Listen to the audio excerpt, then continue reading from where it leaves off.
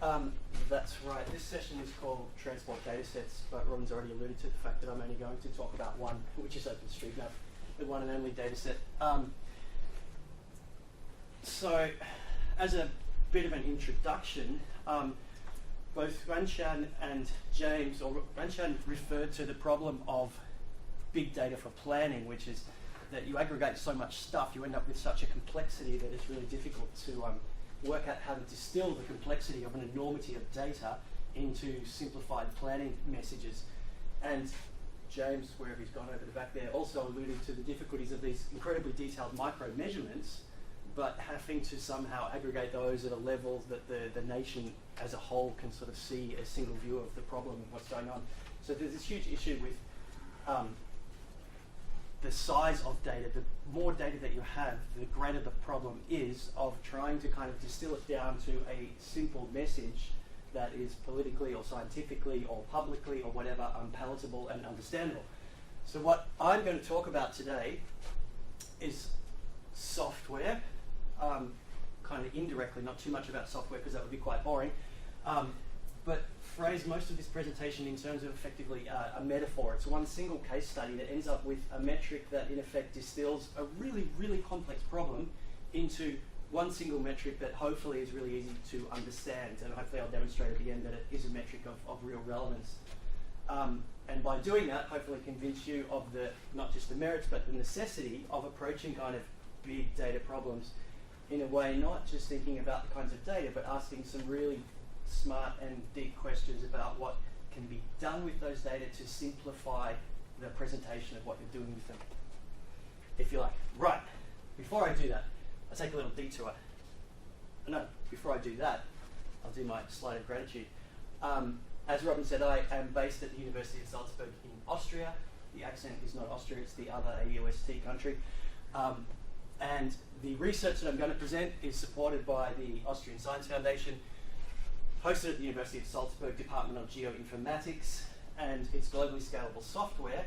This software is also open, which is a very important part of it. Openstreetmap is an open database, and the software is also open. It's free for anyone to use. It's based in the R ecosystem. It's mostly C++ code at the back, but the software is all hosted by an organization called ROpenSci, who are dedicated to making the world better through the language R and science.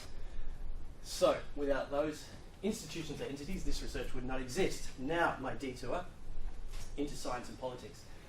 This is, of course, a university, and we like to pretend politics is not relevant, but politics is hugely relevant. James would certainly not deny the relevance of politics to anything and everything that we do. And I didn't even know that this was going to work so well, but this is where I will start. This is my slide of one of the most publicly prominent beginnings of the kind of political currency of what James does. This is the Volkswagen goodwill page that you can look up to get your personal settlement for personal damages because you got screwed over by Volkswagen's line. I don't even understand what this means. Something to do with cars. I have nothing to do with cars. But this, I get the feeling, was a huge piece of news. I'm very biased. I'm very politically involved in these issues, so I can't judge it neutrally. It seemed to me like this was a globally fairly big bit of news that London breached its annual air pollution limit, James, for nitrogen dioxide or NOx? I forget. Nitrogen dioxide, that'll be the, it'll be exceeding the hourly average. Daily average, oh yeah. No, hourly average? Okay, yeah, and they're allowed to do it like whatever. So, yeah. On 5 days a year, they have 5 days in which they're allowed to exceed 18 hours, I think it is, are allowed to exceed 200 micrograms per metre cube. Right, and they used up their budget in 5 days. That was huge news because that built on the political currency of the Dieselgate, or whatever you want to call it, scandal. What has happened, no doubt, in no small part in response in France is this, which most people have probably heard about, that France has simply had the guts to say Paris will ban diesel cars by 2025 and France will ban the manufacture of all new combustion engines by, I think that's still in negotiation, 2030, 2040, this kind of time period. They will be banned from France. Meanwhile, in Germany, this is, I actually live in Germany most of the time. This is the leader of the Greens Party, a very noble and fantastic human being, and there was an election in Germany. There's still no coalition because they're still stuck on one point, which is this, which says that his name's Cem Özdemir. He's making the end of, this is an insulting term for internal combustion engines, a condition of forming a coalition. He will only form a coalition if they discuss the end of internal combustion engines in Germany. The Conservative Party has said, we're not going to talk about that. We're not going to form a coalition, so Germany at the moment has no government. But it will, and he will get through, I hope. Right. This is very political.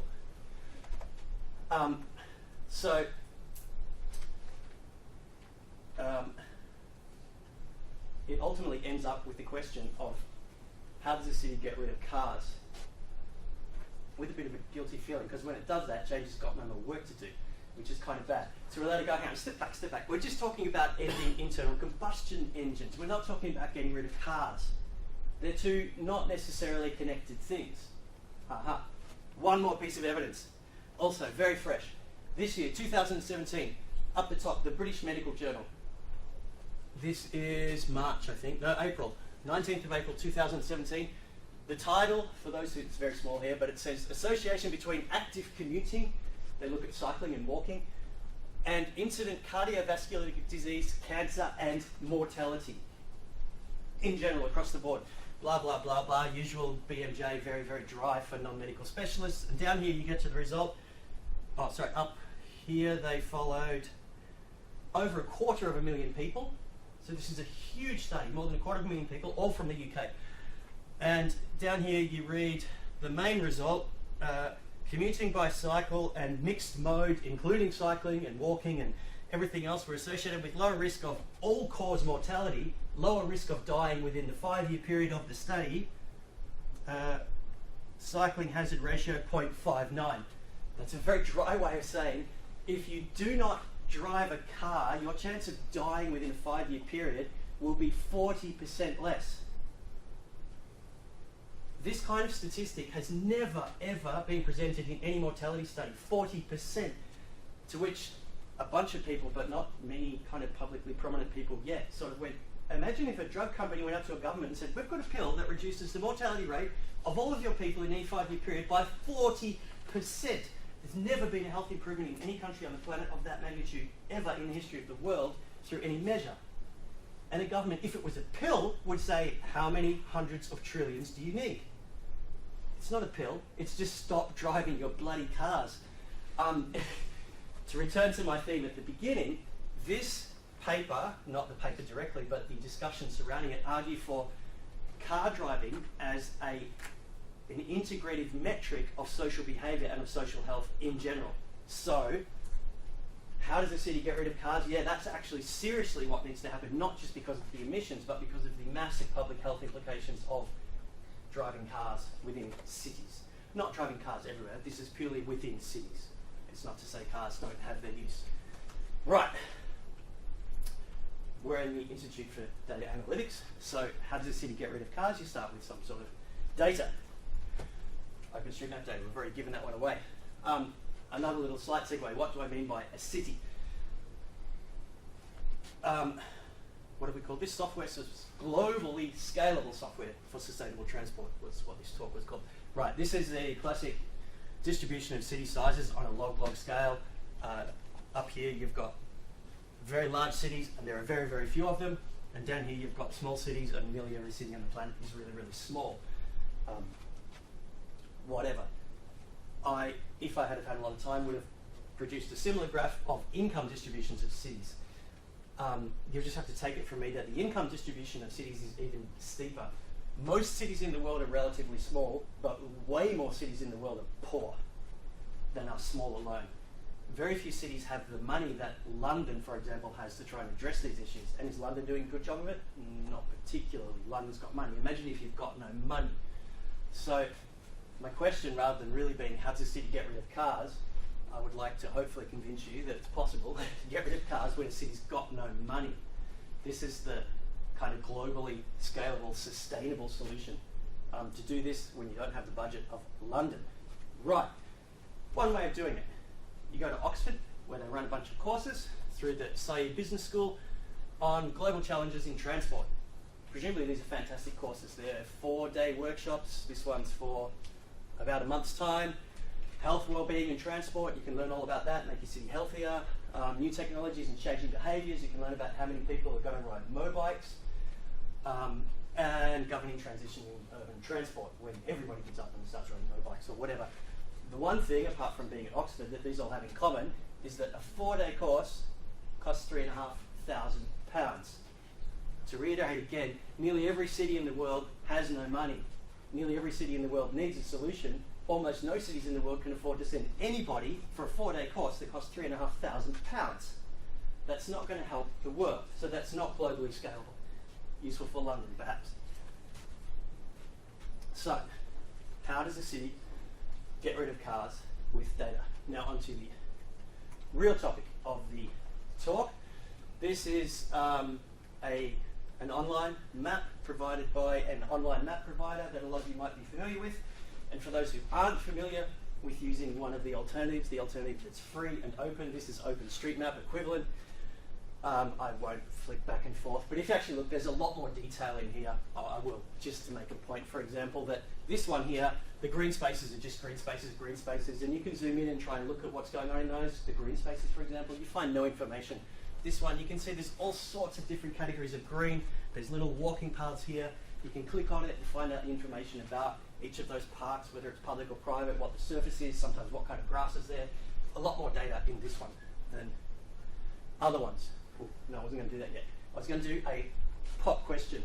The UK has amazing spatial data, largely courtesy of the Ordnance Survey and the amazing LSOA kind of system of organising the UK space. Does anyone know the country in the world, I've already given it away, that has the least spatial data? Guesses? What country is the most poorly mapped, least spatial data available country in the world? Australia? No, Australia's really good. It's not because no one goes to the middle there. Come on. Good, I didn't give it away. It's easy. Look. North Korea. Yeah. North Korea is the least mapped country on the planet, of course. This is also OpenStreetMap, another point in favour of it. Look, this is North Korea, everything's in Korean. This is China, everything's in Chinese. You can zoom in, this will not by default give you anything in English. Because North Korea, they speak Korean. It should be Korean, I like that. Anyway, the next slides are chosen pretty much randomly by me. This is Pyongyang, that says Pyongyang. And this is, I picked the major road that goes out of Pyongyang, up here, gets to a junction.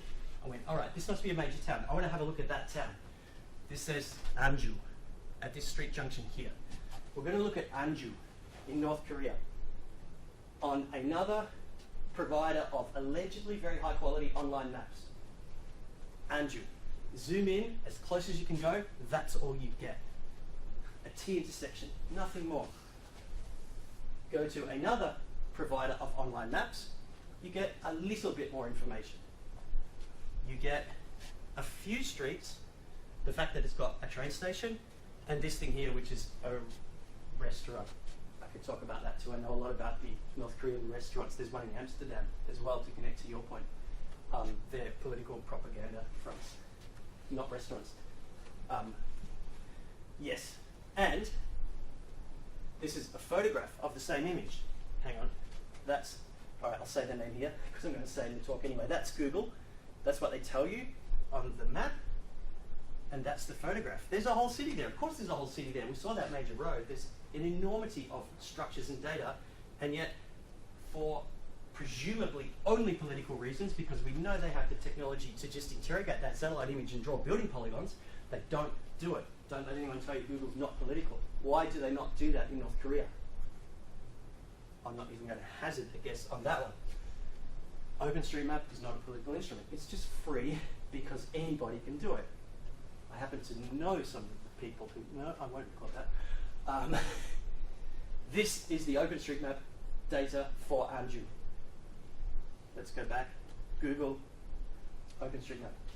That's my OpenStreetMap political message. OpenStreetMap is an amazing tool. OpenStreetMap is not a political tool, unlike Google, which has to be a political tool, otherwise they would have the data there.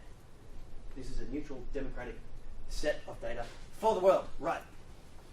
Openstreetmap. Now on to the software. I am not going to talk about software here, as I said, very much, other than to say all of this talk is built on two R packages. One's called OSM Data, that accesses OpenStreetMap data, and the other one's called Dodger, which I will get to in just a moment. First of all, the OpenStreetMap data. OpenStreetMap data can be accessed in a variety of different ways, but it's always been very hard to get the actual underlying data for analytical purposes. You've been able to get it to do your own maps and build apps on it and things like that really, really easily. But if you want to get the data for analytic purposes, that's been a very challenging task. And so Robin, who's sitting here, and Andrew, who's at the back there, and myself and a few others have been collaborating for a couple of years to build a package called OSM Data that is the, I believe still, fastest way on the planet to get OpenStreetMap data into a standard analytical format. And it's as easy as doing this. This is how you, don't worry about what these are called, but you can get the highways for leads and put it in a form called simple features, which is a globally standard way of representing spatial data in 3 lines of code. And then you have a look at that. It gives you a whole bunch of computer jargony speak. Don't worry about that. But it tells you, effectively, that the OpenStreetMap data for the city of Leeds consists of 300,000 points and 60 to 63,000 actual streets for Leeds. Right. Takes about 20 seconds to download that. So it's really, really fast. And that's kind of the advantage of this software. Let's get to the scalability in a minute. There's also the Dodger package, which can do it as a single command. StreetNet Leeds UK gives you the same thing. I will talk more about what this Dodger business is in just a moment. We've got the data, the streets. What do we do with it? We want a routing engine to actually kind of route things through streets and work out what's going on. The reason why we want a routing engine will hopefully become clear in a little while. So you want a routing engine, you go, okay, go again to Google, because they're the only people who offer a scalable API that does routing. This is their Google Maps distance matrix API usage limits, just to calculate distances between pairs of points. I reiterate, this is the only currently scalable way. There's no open source way of doing these kind of calculations on a really large scale at the moment. So you go here, and the key point over here is you can do it for free. You're limited to 2,500 elements a day, or you can pay as you go for 50 US cents for every 1,000 elements. 50 cents for 1,000 elements? That's not bad. Leeds has 300,000 points. If you wanted to ask the Google API to do routing between 1% of those points, you'd have 3,000 points. That would require 9 million requests to the API. At the Google charging policies, that's what it would cost you. $4,500 American dollars to route distances through 1% of Leeds, which is an outrageous amount of money. These APIs are designed for people with apps because they only ever want to know how to get from A to B, and there's only one A and there's only one B. And the globally scalable of this talk came about through us being motivated to sort of go, well, why isn't there, for public planning purposes, an equivalent that says, I don't want to do routes from A to B, I want to do it from 1,000 A's to 1,000 B's, or 1 million A's to 1 million B's. And that's the kind of problem we're addressing, and hopefully I will convince you soon, have solved. This can be done just once for $4,500, not multiple times, which you'd need to understand any kind of urban area. Right, Dodger to the rescue. This Dodger idea, Dodger stands for distances on directed graphs, maybe in R. It's just a fancy routing algorithm. I'm not going to talk about the software, although I am very proud of it. It is, to my knowledge, one of the fastest routing algorithms available at the moment. No one can compare it with what Google does. Theirs is probably faster, but who knows what they do. There are open source benchmarks for routing algorithms, and Dodger is considerably faster and scales much better to very large amounts. That's all I say about it. Distances on directed graphs. Directed graphs are street networks because going one way along a street is not necessarily the same as going the other way. If you've got a bike lane only on one side, going that way is very different from going that way, so they're directed. Okay.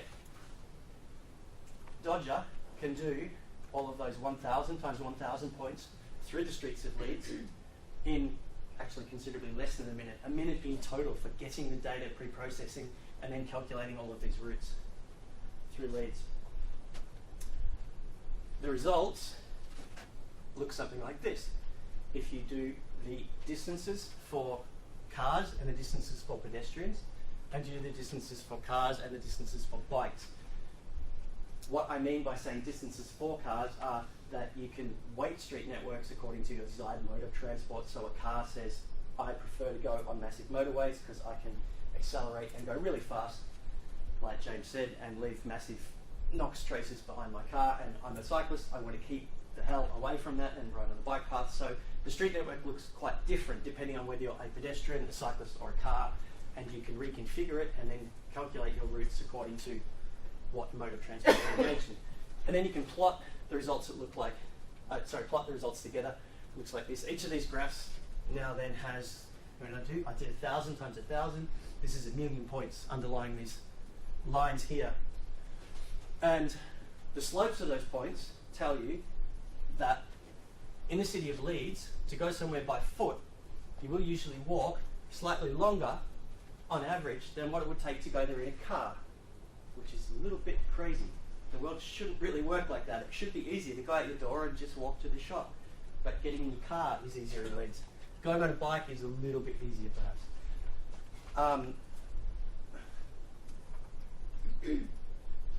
This one's courtesy of Robin, who reminded me that Leeds was called the motorway city of the 70s, and this is an original letter from the Leeds post office from 1971 when they used to stamp that on it too.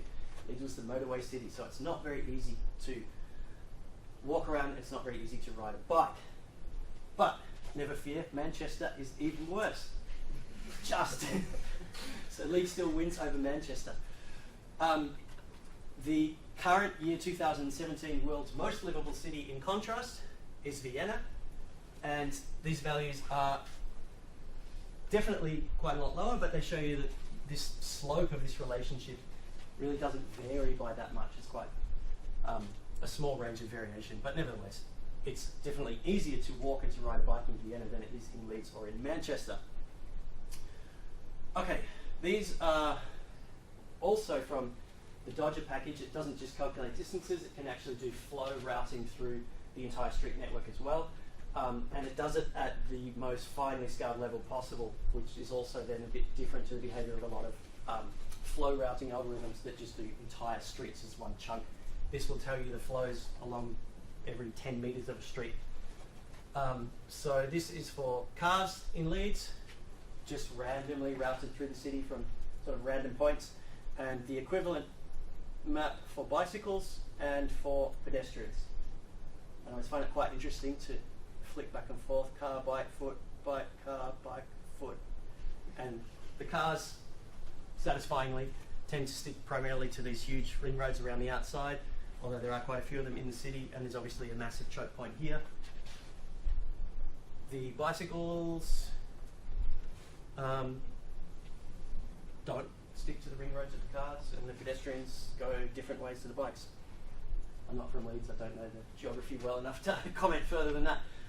But that can also be done in the Dodger package very, very quickly, and that can be used, sorry, I'll go back, that can be used to then take these flows on every single element of the street network. And because, as said, there were, how many did I say, 63,000 streets in Leeds, most bits of software that will do this for you will give you 63,000 values of flow. This does it about every 10 metres. It gives you, didn't check, I think it's, 300, 400,000 measurements of flow instead of 60,000. It's enormously more. And you can use those to make histograms of the values of flow. And you can do that for travel by bicycle, and travel by car, and travel by foot. And then, having done that, it occurred to Robin Lovelace sitting here and myself that perhaps it would be a really useful metric to actually look at the area under these histograms.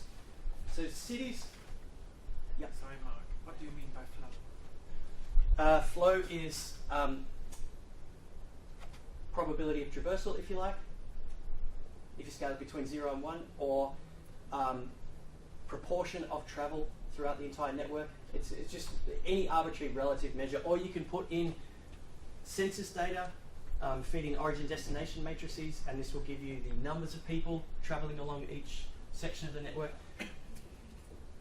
So it depends upon your context exactly what flow means, but it means where values are higher, more people walk along those stretches of road. Does that make sense? Sorry, I should have explained that a bit more. So these are then histograms of frequency of occurrence, of values of flow along all of the segments of the street network, and the values themselves for bicycles, cars, and pedestrians. And the idea that we had was that cars in a functioning city should be constrained to a relatively small part of the city, so that frequency distribution should have very small, very few very high values of flow, and a lot of values of flow that are very, very low for cars. Whereas for pedestrians and cyclists, they should be more dispersed throughout a city.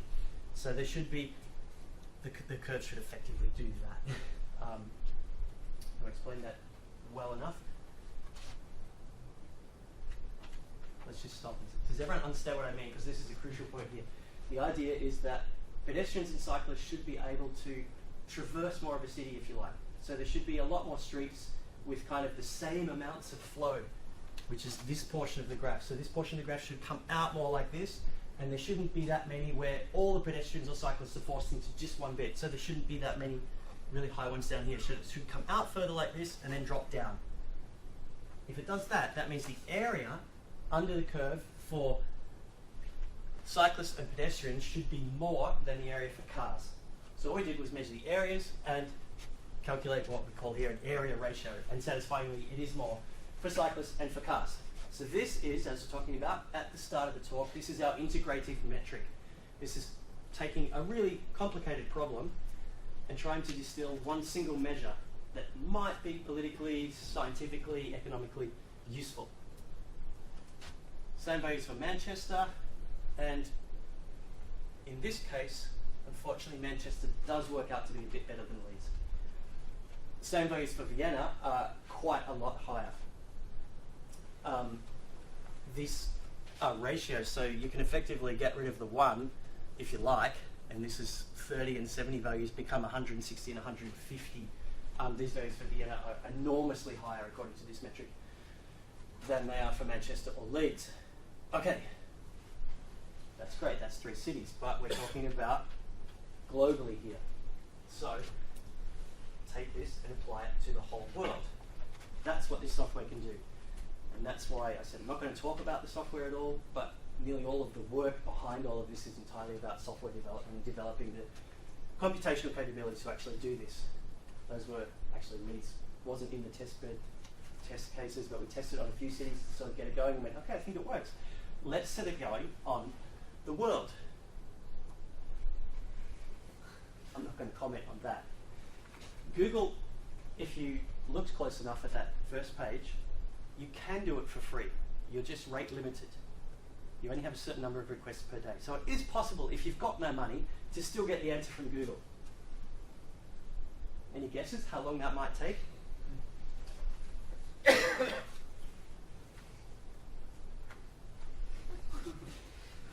Not quite 1,000 years of full-time computational effort from Google if you wanted to do it for free.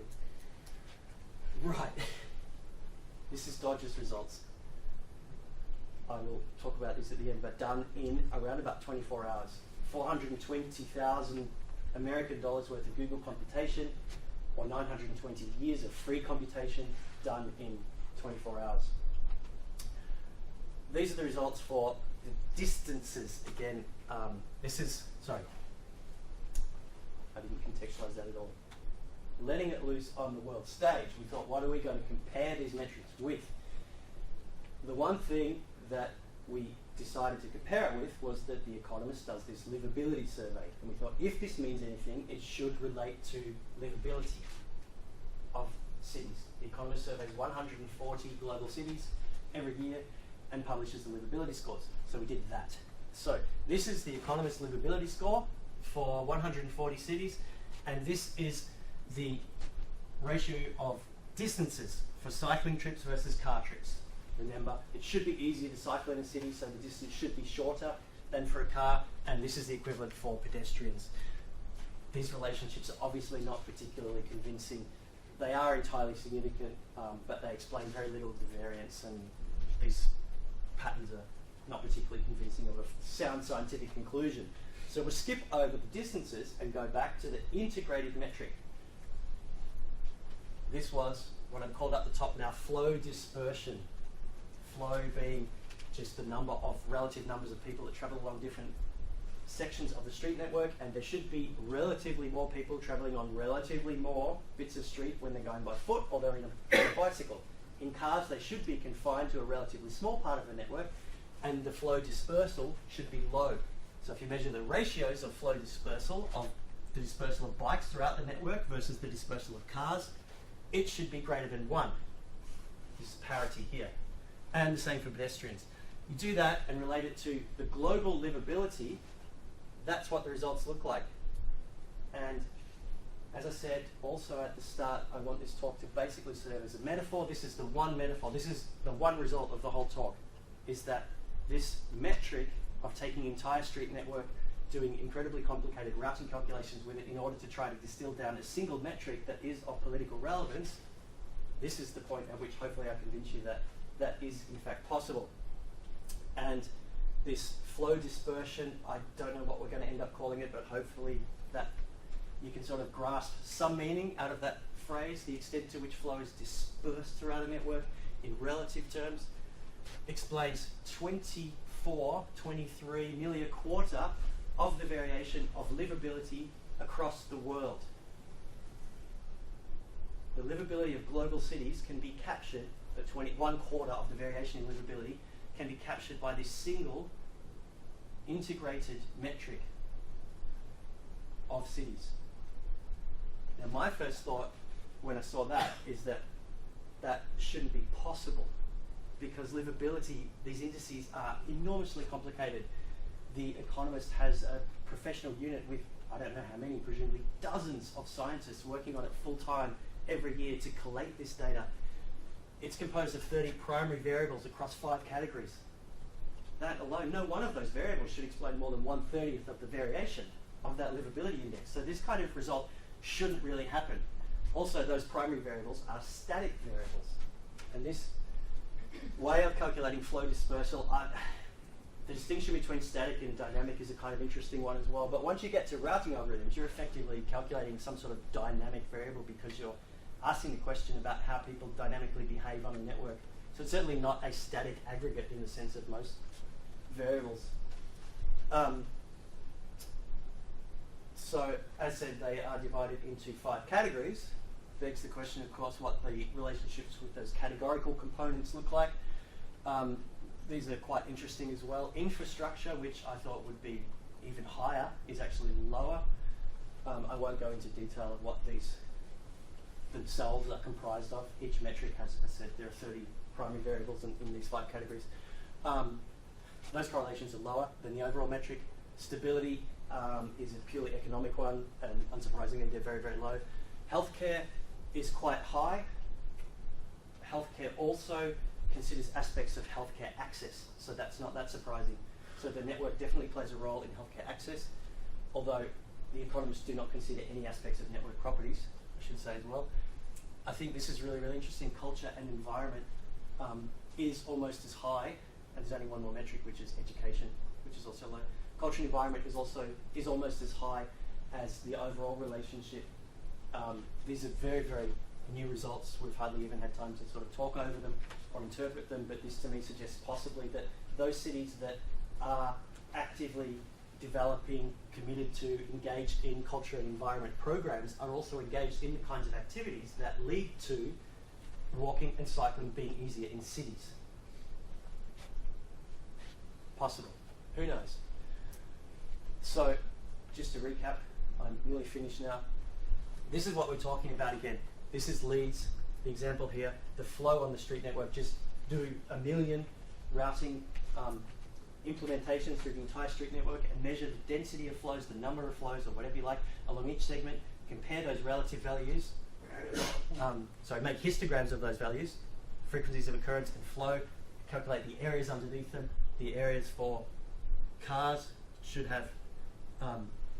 be very constrained here. They should be very narrow, and bikes and pedestrians should fill a lot more of the network out this way, so their area should be greater and flow dispersal, or whatever it ends up being called, should be greater than 1 for cycling and for pedestrians. And that is, in fact, what we see. So that brings me to the end, where hopefully I've convinced you that it is possible to take a huge global data set and to write a huge amount of globally scalable software to come up with metrics that in some particular applications can help to bypass or to circumvent the otherwise massively pressing issue of we've got this huge data, how do we distill it down to a single metric? Having distilled that down to this one metric, flow dispersion, I doubt that we'll call it that at the end, we have to call it something politically palatable, I don't know, can be used as an indicator of a huge range of social, cultural, environmental, infrastructural, political issues for global cities. And using the street network, you can then examine the effects of any proposed political programs on flow dispersion throughout a street network, on how much harder or easier it makes the city for non-automobile traffic, for active commuting. Remembering that if you are actively commuting, you will have a 40% less chance of dying within 5 years. There's no harder political message than that one. Okay, my gratitude goes to all of the people who've co-authored the software along the way, of which 2 are sitting in this room, Andrew Smith at the back there and Roman Lovelace in the front here, and also to Andy Patuchnik, Bob Rudis and Mael Salmon, who helped also along the way. And the very last slide, one result, 24%, 1/4 of global livability can be explained by this metric, came as a result of nearly 250,000 lines of code. I don't know how much data was there. Those results that I presented were derived from 840 million routing calculations, nearly 1 billion. It costs nothing for the entire thing. Anyone else can rerun this tonight if they get me to help them set it up that quickly. But as soon as you get going, it costs nothing at all. It will not cost anything for any cities that need this kind of analysis. It took about 2 years to develop and 1 day to calculate, not the 920.5 years that it would take to do it for free with Google. Thanks.